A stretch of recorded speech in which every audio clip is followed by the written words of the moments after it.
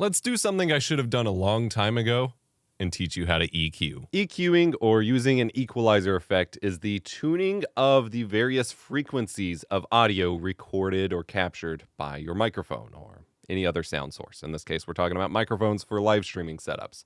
This is used to potentially roll off some unwanted frequencies, either some background noise in the high end, a low rumble from a fridge or something in the low end, or if you have a microphone that starts getting really boomy As you get up right on it. and starts like hurting your viewers' ears, or maybe you're someone like me who frequently has a really nasally kind of presence due to sinus issues, and you want to kind of pull that out a little bit so you sound a little bit more tolerable. Or you could use it to shape your voice to make it sound a little bit different than it already does. We're going to do that in today's video. For this, I'm set up with the Elgato Wave Link 2 beta with the Wave XLR dock for the Stream Deck Plus. Elgato is sponsoring this video so that I can tell you about their marketplace and their Elgato EQ VST. I've actually mentioned this a few times now. I use it back when I was using Adobe Audition. I use it in DaVinci Resolve on pretty much all my videos. I'll show you a screen cap of what my little track preset looks like in Fairlight for that.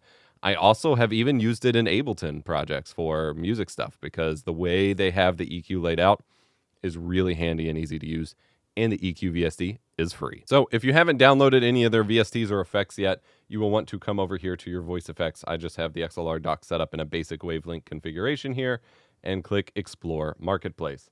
And this is going to open up a browser window, and they have quite a selection of audio effects here. They have a CPU-based noise removal, that AI noise removal. It actually works pretty good. They have the equalizer. They have the NVIDIA broadcast-powered voice removal, where you'll need the audio effects SDK and an NVIDIA graphics card. That one also works pretty great.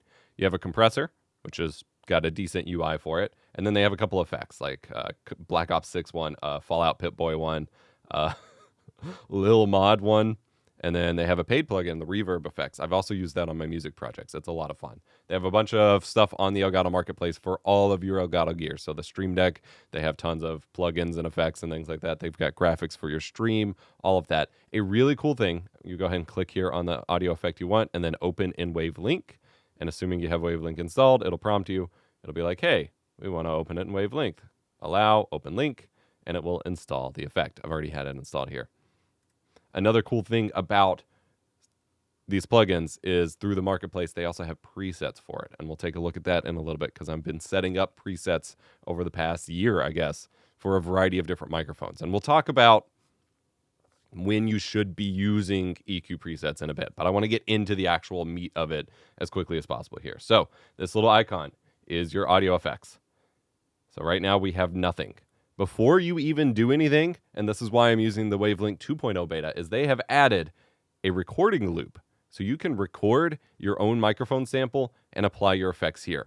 If you remember, this was inspired by my previous perfect stream audio guides, where I say to not apply your audio to your microphone live because you will not be able to process it properly. Because as you are speaking here, even if you don't have loopback enabled, I don't actually have loopback going to my headphones right now. I use open back headphones so I can hear myself and control my levels, but I don't have any loopback. But even with or without that, your voice is reverberating through your skull, through your head, and those frequencies that you hear are going to muddy up anything you try to do with processing. You want to hear a clean sample first. So with zero effects applied, and the only thing I have set up in WaveLink here is clip guard. Actually, I do have a low cut filter. Let's turn that off so we can truly EQ it. I just have clip guard on, which prevents me from clipping. It's just like a safety track that it'll switch to. So we are going to record a microphone sample, and you all know which ones what I'm going to use here. 3 rings for the elven kings under the sky, 7 for the dwarf lords in their halls of stone, 9 for the mortal men doomed to die, 1 for the dark lord on his dark throne. Boom. All right, so once you've recorded your sample here, you just play it back. 7 for the dwarf lords in their halls of stone. And you're going to want either good headphones connected or a decent pair of speakers because you want to be able to hear this as clearly and evenly, flatly as possible. So make sure your listening gear is set up properly.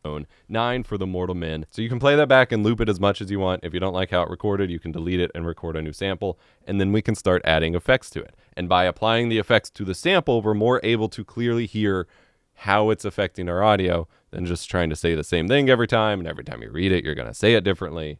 Yada, yada. So my typical effects chain I have multiple videos on this, and I have a new one coming in the next couple months on more tips for the broader workflow. But you want EQ, compressor, limiter.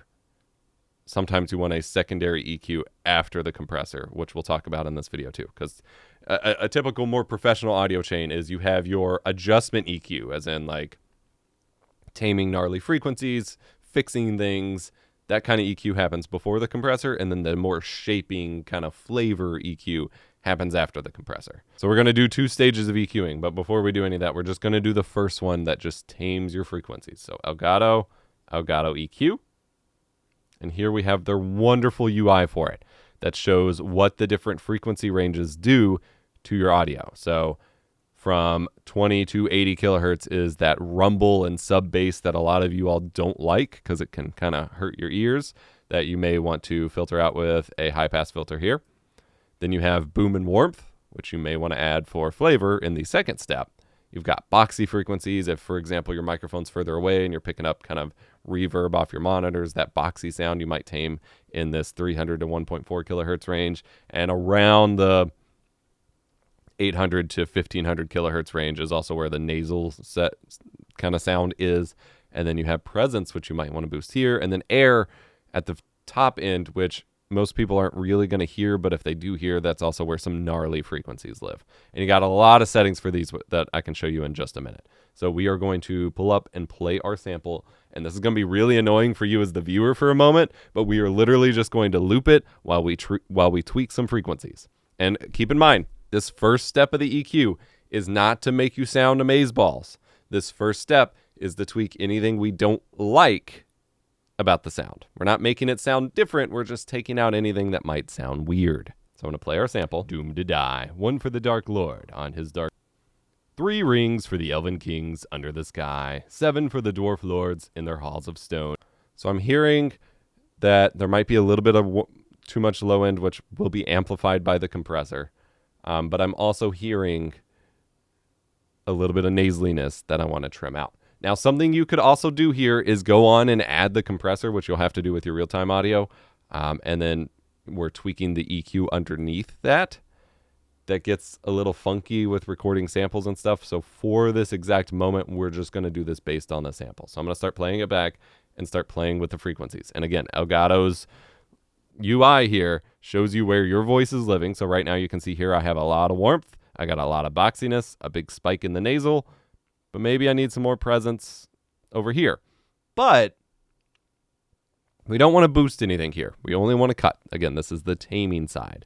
So I'm going to go ahead and play our sample. 9 for the mortal men, doomed to die. 1 for the dark lord. You can see here the sample reflects on the EQ too. 3 rings for the Elven Kings under the sky. 7 for the Dwarf Lords in their halls of stone. 9 for the mortal men, doomed to die. 1 for the Dark Lord on his dark. So what you're going to see me doing here is an effect or a technique called EQ sweeping, which is when you take an EQ frequency here and you sweep it all the way to the top or all the way to the bottom to hear more clearly the impact that it has. So I will demonstrate this live for you here.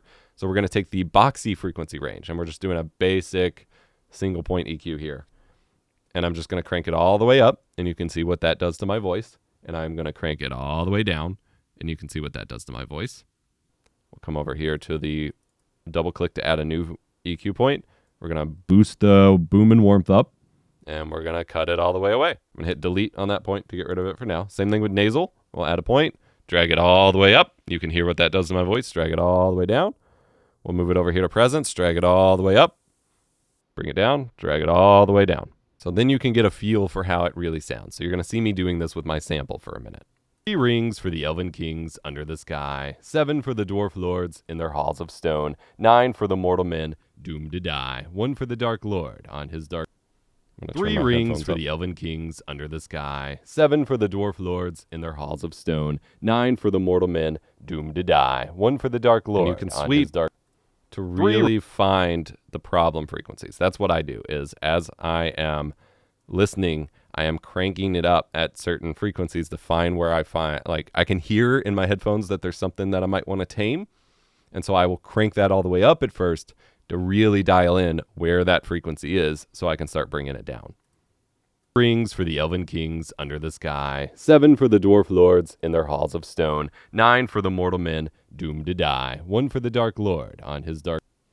3 rings for the elven kings under the sky, 7 for the dwarf lords in their halls of stone, 9 for the mortal men doomed to die, 1 for the dark lord on his dark. 3 rings for the elven kings under the sky, 7 for the dwarf lords in their halls of stone, 9 for the mortal men doomed to die, 1 for the dark lord on his dark. 3 rings for the elven kings under the sky, 7 for the dwarf lords in their halls of stone, 9 for the mortal men doomed to die, 1 for the dark lord on his dark. 3 rings for the elven kings under the sky, 7 for the dwarf lords in their halls of stone, 9 for the mortal men doomed to die, 1 for the dark lord on his dark. 3 rings for the elven kings under. I'm liking where it's at here. The objective with this first stage of EQing, the corrective EQing, is purely to try to get it to sound more flat, more natural. So you're taking out anything you don't like. I got a little bit of that boxiness, that muddiness, and a little bit of that nasalness. And this is taking that out. For the SM7B, for what I have it on the flat profile, by the way. The SM7B itself has a bass roll-off and a presence boost. I personally don't like how they sound for my voice, so both of them are set to flat. But you have those options available too. So I just rolled off the low end just in case, because once we start compressing it, it will amplify that some more. And then I have pulled down in this boxy and nasal range quite a bit, because I think that helps make me sound more natural. Now we're going to apply, so all this does is take those frequencies, the different ranges of sound that your mouth produces and that your microphone picks up. Something very important here is that every microphone is sensitive to different frequencies in different ways. That's what all those frequency charts I show in reviews are for. And so you'll want to tame this independently based on your microphone. And some of this will be unique to your individual voice as well, so you'll always need to tweak it a little bit. But I am going to go ahead with this save icon and save it as a preset. And I have some of my corrective EQ presets available in the Elgato Marketplace that you can actually download yourself to save you this step if you'd like. So next up in the audio chain, we're going to go ahead and add our compressor.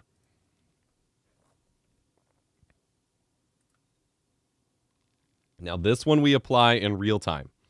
So compression evens out the loudest and softest parts of your voice. So basically compression just takes any loudness that you have above a certain threshold and squishes it down by a certain ratio to try to make it more even. And then you use makeup gain to bring everything back up to try. It reduces the dynamic range, but makes it a more even speaking point. You can really abuse this and go for the Markiplier Howard Stern effect, where it's like super boomy and just it gets kind of fatiguing. Or you can use it a little bit more gently, which is what we'll do here. All right. Vocal compression is the secret to sounding pro. Let's do this. Redo. Vocal compression is the secret to sounding pro. Let's do this. Vocal compression is the secret to sounding pro. Let's do this. Proceed. All right, so then we adjust the slider to remove the tips of the highest peaks. So we don't want to squish everything now. Like I said, we could do that. It would kind of abuse it. What I recommend is just really getting those highest points. Now I'm using a dynamic microphone, which is a bit more even in the first place. We've already done our EQ. And I've been doing YouTube videos and live streams for a very long time. So I speak pretty evenly. I'm going to redo this with a little bit more variance in my voice. And I'm going to take a drink so that my voice is primed. Vocal compression is the secret to sounding pro. Let's do this. You see how I just like completely went all over the place here. So now we can take this and just drag down those louder bits to get more even, close to our average here. You can see here when I started out, it was lower. So I'm just kind of evening it out just a little to kind of bring it down closer to my final result. And we have landed on a threshold of minus 32 dB, which is pretty low, but we'll amplify later. So what's interesting with the Elgato compressor is you don't need to manage any of the normal settings. The attack, release, the whatever. You can if you want. So by default here, it's set up to 20 milliseconds attack, 150 release. I typically do like 20 and 200, so that's perfect. The ratio, that is how much it is going to squish down your peaks whenever you get past that volume threshold. 4:1 is typical for vocals, anywhere between 3:1 and 4:1. 2:1 would be a lot more gentle, but allow for a lot more range, which for a live stream could be problematic because if you get really loud, it could hurt someone's ears. I typically back it off to around 3.5 just to be a little bit less aggressive. And then the makeup gain basically just gains you back up to however loud you need to be. You can see here we have auto makeup on, and our average levels are still around minus 30 dB, which is really quiet. We can handle this in a couple ways. If you want to do everything in wavelength here, then we would probably disable auto makeup and really start cranking it up here. La la la la la la la la la la la la la la la la la la. 23 dB of makeup gain. Yeah. We're also combating the clip guard here, so it's going to start reducing there. But that frequency range is looking pretty decent here in OBS. Yeah, I think that's looking pretty good. That way, if you start yelling or whatever, it's not just going to peak and clip and destroy your microphone. I also have a limiter added in OBS, which I will show you the effect here for. This is purely a secondary clip guard. So you come over here, you see I have a bunch of disabled effects I don't use anymore. But I have a threshold of -1 and a decent release on a limiter in OBS. That way, because sometimes the software levels in one program doesn't match what OBS takes in or whatever, so I just have a limiter there so I don't peak in OBS, which is all you really need. So now we have an EQ and a compressor. And if we listen back to our sample, this guy, 7 for the Dwarf Lord, that was actually peaking in OBS on the headphone output because I didn't add the limiter to that. So I'm going to add that limiter. Now, if you set a limiter with a really low threshold, then it will start acting like a really harsh compressor and will also tweak the frequencies of your voice. So you don't want to do that. All right, so I've added that limiter there, but that tells me the fact that it was so loud that despite this output level, I added way too much makeup gain. So I'm going to back it around to like +15. And now we're going to listen to our sample and see how it affects our sample. It's in their halls of stone, 9 for the mortal men doomed to die. Okay, you can see here we are a lot more even, but we've also become a little bit more punchy. Now we're going to listen to this with the different effects on and off. 1 for the Dark Lord on his. All right, so this is flat, nothing else. 3 rings for the Elven Kings under the sky. 7 for the Dwarf Lords in their halls of stone. 9 for the mortal men doomed to die. 1 for the Dark Lord on his dark. All right, so this is with EQ. 3 rings for the Elven Kings under the sky.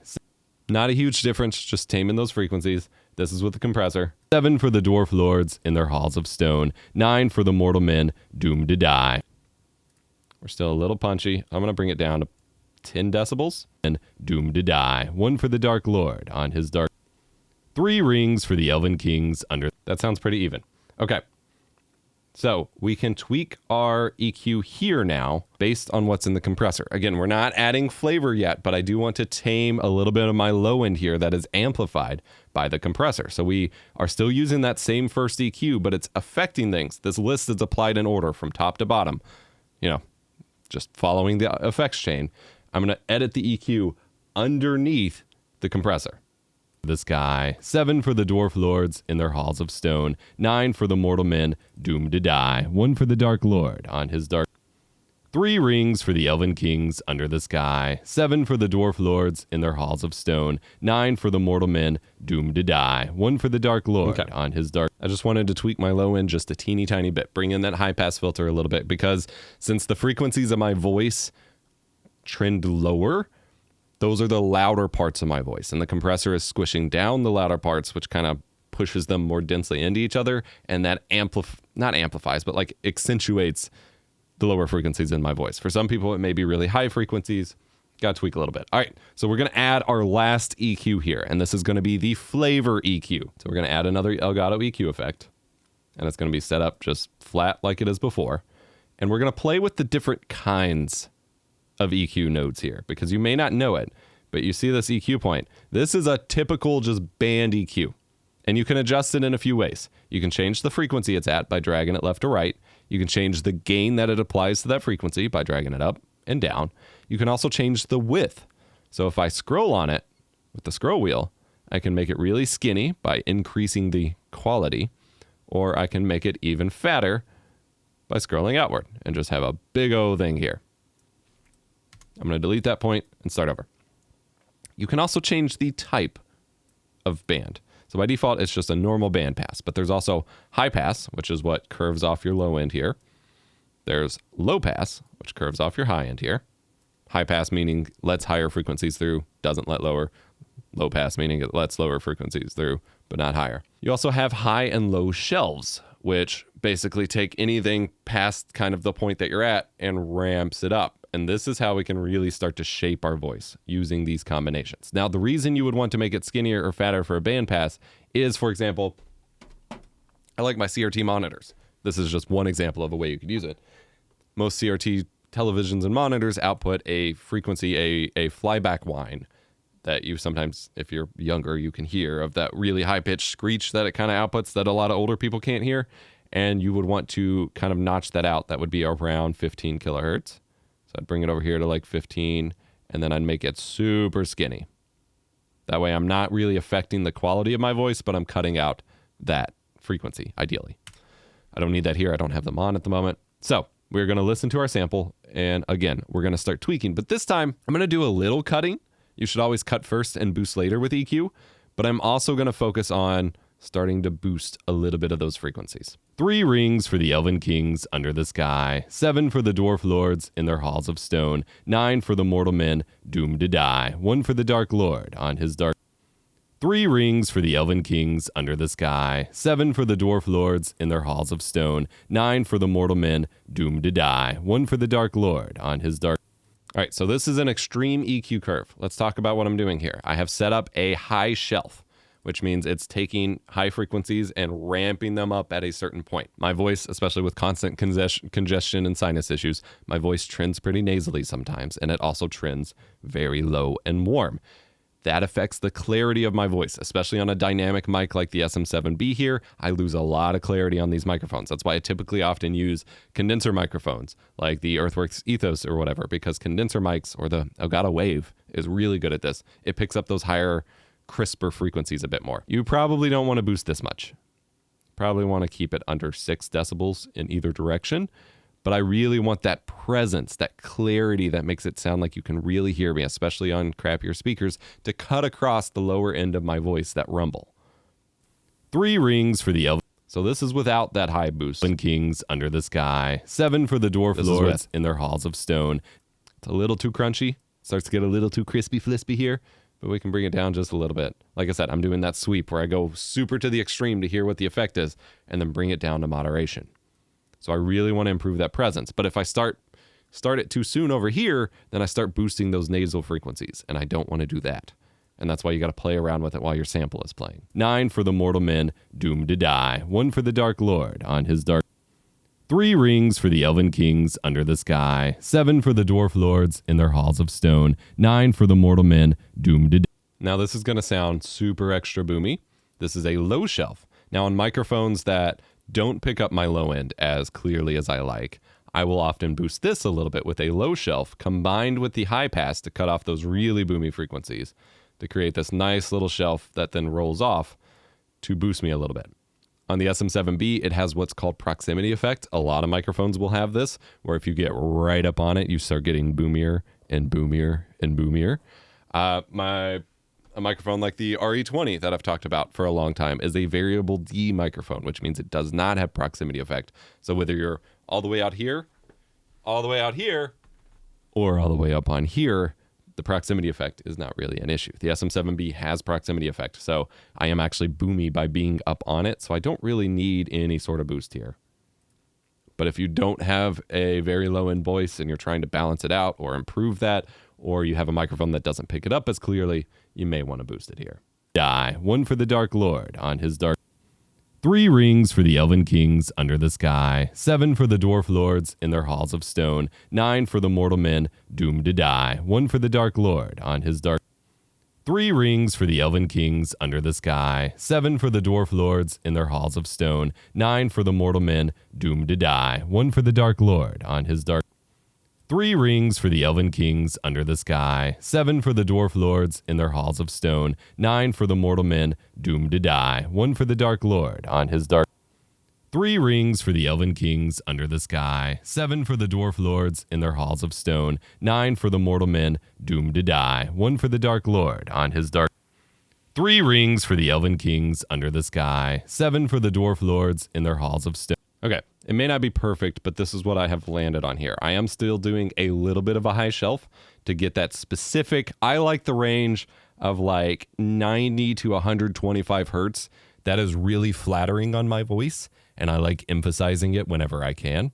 And a lot of that will come in technique too. Like if you do some TMJ, some jaw stretches, you stick your tongue to the bottom of your teeth and go, and like really clear out your sinuses. And then you take a deep breath and breathe while you speak, which I am terrible at. I need actual vocal coaching classes soon. It's time to kick ass and chew bubble gum, and I'm all out of gum. You can really kind of emphasize those with technique. You don't want to do all of this in post. You want to be working on your technique too, which is what I always harp on in these videos. I need vocal coaching. I'm terrible at it. But what I'm trying to get at is I prefer boosting a little bit in this 90 to 125 kilohertz range, but then around 250 or so, it gets really muddy with my voice. And this is probably going to be true of a lot of people, is that 250 hertz range muds it up a little bit. So I do bring that down a fair bit to compensate. So I'm not boosting too much, especially with the low pass. And then this is starting to drag it back down in this range. And then I wanted to take a little bit more off that boxy 500 hertz range and a little tiny bit more off the nasal range as we boost back into the presence. And you're hearing it now. I'm going to play it back and listen to it again. 9 for the mortal men doomed to die. 1 for the Dark Lord on his dark. 3 rings for the elven kings under the sky. 7 for the dwarf lord. Might boost presence tiny bit more. Lords in their halls of stone. 9 for. This is a very radio Twitch stream kind of sound. That's what you typically shape the SM7B to do anyway.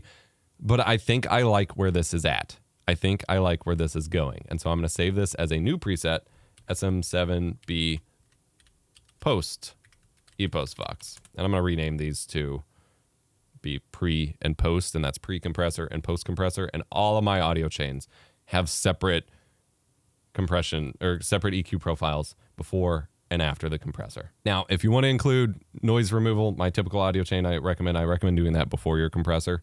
Get that all cleaned out first. And if you set that up first, you may have some frequencies that are made to sound a little funny by the noise remover. And then you'll want to tweak that in the EQ too. But this is my typical audio chain. And then I can actually export that audio chain itself to a .wavelink file. So I could just call this EposVox Elgato SM7B. And I will have some links to my Marketplace profiles in the description. Yeah, so if you go to the Marketplace, go to Audio Presets.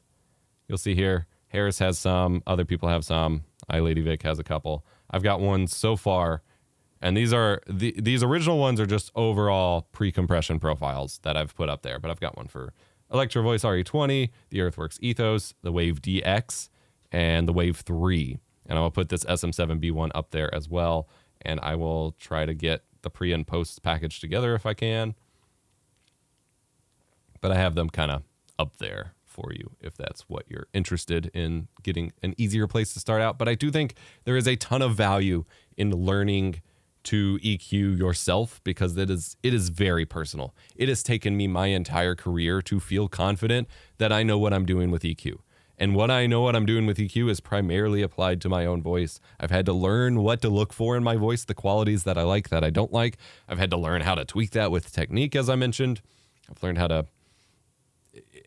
It's a very personal journey. Same with color grading. Like, there's so much nuance there, and you got to train your ears to listen for it.